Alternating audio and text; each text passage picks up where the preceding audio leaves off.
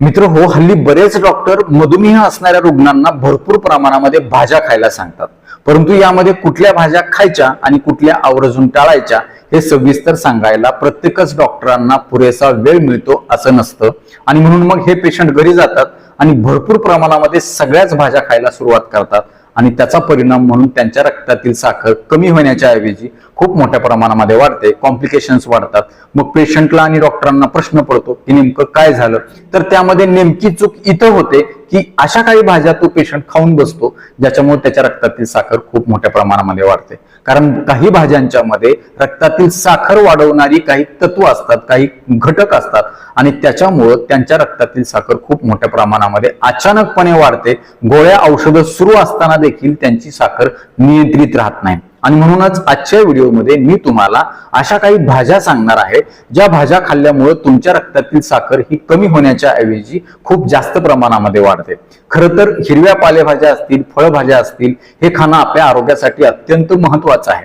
कारण या पालेभाज्या फळभाज्यांच्या मध्ये भरपूर प्रमाणामध्ये वेगवेगळ्या प्रकारची जीवनसत्व असतात, खनिजे असतात, प्रोटीन्स असतात, फॅट, कार्बोहायड्रेट असतात किंवा अजून काही पोषक घटक आपल्या याच्यामध्ये असतात. त्यातल्या त्यात अजून एक महत्वाची गोष्ट या भाज्यांच्या मध्ये असते ती म्हणजे फायबर, ज्याला आपण सेल्युलोज किंवा तंतुमय पदार्थ असं म्हणतो. खरं तर भाज्या खाल्ल्यामुळं आपल्या रक्तातील साखर नियंत्रित राहण्यासाठी मदत होणं गरजेचं असतं. कारण याच्यामध्ये असणारे जे फायबर आहे ते आपल्या रक्तामध्ये जास्तीची साखर खूप वेगानं खूप लवकर मिसळू देत नाही. यासोबतच पचनशक्तीचं आरोग्य देखील चांगलं राहतं या भाज्या खाल्ल्यामुळं. शिवाय जर तुम्हाला पोट साफ होत नसेल, बद्धकोष्ठता असेल, पोट साफ होण्यासाठी औषध गोळ्या किंवा चूर्ण घ्यावं लागत असेल तर ते देखील प्रमाण भाज्या खाल्ल्यामुळं खूप चांगल्या प्रकारे कमी होतं. परंतु मधुमेह असणाऱ्या रुग्णांना अशा काही भाज्या वर्ज्य कराव्या लागतील जेणेकरून त्यांच्या रक्तातील साखर अचानक वाढणार नाही आणि इतर भाज्यांचा त्यांच्या शरीरावरती चांगला फायदा देखील होईल. आणि सगळ्यात महत्वाचं, त्यांचा डायबिटीस देखील खूप चांगल्या प्रकारे कंट्रोलमध्ये राहील. काही वेळेला त्यांच्या डायबिटीसच्या गोळीची मात्रा, डोस देखील कमी होण्यासाठी मदत होईल जर तुम्ही ह्या टिप्स व्यवस्थित फॉलो केल्या तर. मित्र हो, अशा काही फळभाज्या किंवा पालेभाज्या असतात ज्याच्यामध्ये भरपूर प्रमाणामध्ये स्टार्च आणि कार्बोहायड्रेट असतं. यासोबतच काही भाज्यांच्या मध्ये साखरेची मात्रा, शुगर किंवा ग्लुकोजची मात्रा देखील खूप मोठ्या प्रमाणामध्ये असते.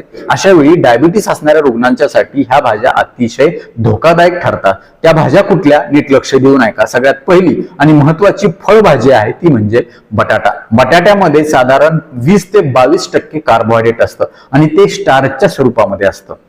जेव्हा तुम्ही आठवड्यातून 1-2दा बटाटा खाता नो प्रॉब्लेम, परंतु जर तुम्ही 3-3, 4-4 दिवस बटाटा किंवा बटाट्याचे पदार्थ जर खात असाल तर याचा परिणाम म्हणून तुमच्या शरीरातील स्टार्च, कार्बोहायड्रेट खूप मोठ्या प्रमाणामध्ये वाढेल. आणि कार्बोहायड्रेट हा साखरेचा खूप मोठा महत्वाचा स्रोत आहे आणि त्याच्यामुळं तुमच्या कार्बोहायड्रेटचं लागलीच ग्लुकोजमध्ये म्हणजे साखरेमध्ये रूपांतर होतं आणि लागलीच तुमच्या रक्तातील साखरेची पातळी खूप मोठ्या प्रमाणामध्ये वाढते. आणि त्यामुळं मधुमेह असणाऱ्या रुग्णांच्यासाठी बटाटा अतिशय धोकादायक आहे. आठवड्यातून कधीतरी 1-2दा तुम्ही खाऊ शकता, परंतु दररोज तुम्ही बटाटा खायचा अजिबात नाही. त्यातल्या त्यात तळलेला बटाटा तर तुम्ही अजिबातच खायचा नाही. मग वेपर्स असतील किंवा स्प्रिंग रोल असेल बटाट्याचा किंवा बटाट्याचे अजून कुठले तळलेले पदार्थ असतील, फराळाच्या मध्ये आपण खूप मोठ्या प्रमाणामध्ये बटाट्याचे चिप्स खातो किंवा अजून काय, तर या पदार्थांच्या मुळे आपल्या रक्तातील साखर अनियंत्रितपणे वाढते आणि त्याचा परिणाम म्हणून आपल्याला त्याचा जास्तीचा धोका होतो. दुसरा आहे ग्रीन पीस, मटार किंवा त्याला आपण वाटाणा देखील म्हणतो, हिरवा वाटाणा ज्याला म्हणतो आपण. आता ह्या थंडीच्या हिवाळ्याच्या दिवसामध्ये खूप मोठ्या प्रमाणामध्ये येतो. चवीला गोड आणि चविष्ट लागतो, त्यामुळे हे पेशंट खूप मोठ्या प्रमाणामध्ये हा वाटाणा खातात. डॉक्टरांनी सांगितलं हिरव्या पालेभाज्या खायला म्हणून ते भरपूर प्रमाणामध्ये खातात. परंतु वाटाण्यामध्ये देखील 18 ते 20% कार्बोहायड्रेट असतं. यासोबतच गोड चवीमुळे शुगर देखील मोठ्या प्रमाणामध्ये याच्यामध्ये असते.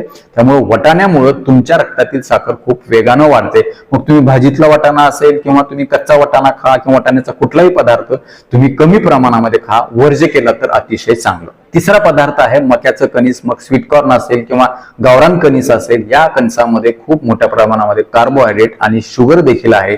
अशा वेळी देखील आपण ह्या मक्याच्या कणसाला वर्ज्य केलं पाहिजे. बरेच जण मक्याच्या कणसामध्ये फायबर किंवा तंतुमय पदार्थ जास्त असतात, चवीला देखील ते चांगलं लागतं. मीठ लावून, लिंबू लावून खूप चांगल्या प्रकारे ते चविष्ट लागतं म्हणून खूप लोक आवडीनं खातात. परंतु डायबिटीसच्या रुग्णासाठी मक्याचं कणीस किंवा मक्याचा कुठलाही पदार्थ, अजिबात मक्याचे पोहे असतील, याच्यामुळे देखील खूप मोठ्या प्रमाणामध्ये शुगर वाढण्याची शक्यता असते. त्यामुळं मक्याचं कणीस किंवा कॉर्न, ज्याला आपण म्हणतो स्वीट कॉर्न, हे अतिशय धोकादायक आहे. चौथा पदार्थ आहे स्वीट पोटॅटो, अर्थात रताळ. रताळ देखील चांगलं असतं, त्याच्यामध्ये देखील खूप केस असतात, म्हणजेच फायबर असतं, रेचक असतं, संडास साफ होण्यासाठी मदत होते, आणखी खूप चांगले फायदे आहेत. परंतु डायबिटीसच्या रुग्णासाठी हे अतिशय धोकादायक आहे, कारण याच्यामध्ये कार्बोहायड्रेट देखील जास्त आहे आणि सोबत ग्लुकोज हे देखील खूप मोठ्या प्रमाणामध्ये आहे. त्यामुळे जर तुम्हाला रताळ खायचं असेल तर 1-2 स्लाइस तुम्ही रताळ्याच्या खाऊ शकता. त्याच्यापेक्षा जास्त खाल्लं तर तुम्हाला साखर वाढण्यासाठी त्याचा दुष्परिणाम होऊ शकतो. पाचवी भाजी आहे जी मधुमेहींनी वर्ज्य करायची किंवा कमी प्रमाणामध्ये खायची, ती म्हणजे